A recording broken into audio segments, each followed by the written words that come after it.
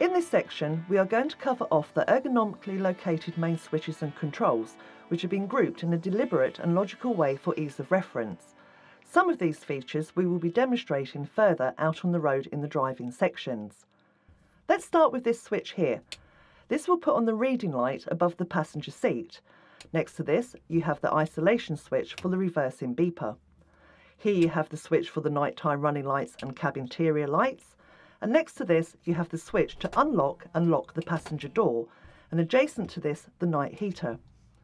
Below these, we have the charging and auxiliary connections for your device. Here you have the adaptive cruise control, or ACC.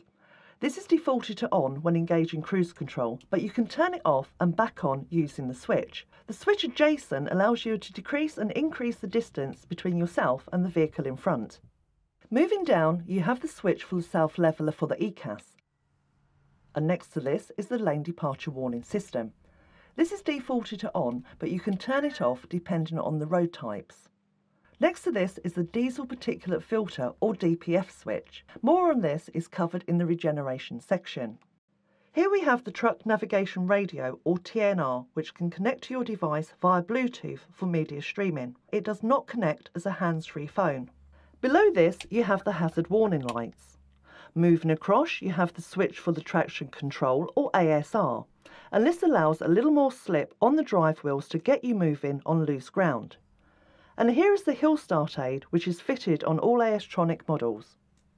Moving down, we have the directional switch for the AS-tronic, drive, reverse and neutral, and the tortoise mode for both reverse and drive, which we will look at in more detail in the driving sections. Below this is the cabin temperature controls and the air conditioning and recirculation control switches. Here you have the traction aid, which you will find on 6x2 models only, and when operated will transfer the weight to the drive axle to get you out of that sticky situation. Next to this is the lift axle on 6x2 models, which when unladen allows for a longer tyre life. Here you have the diff lock, which has a thumb guard on it for safety reasons.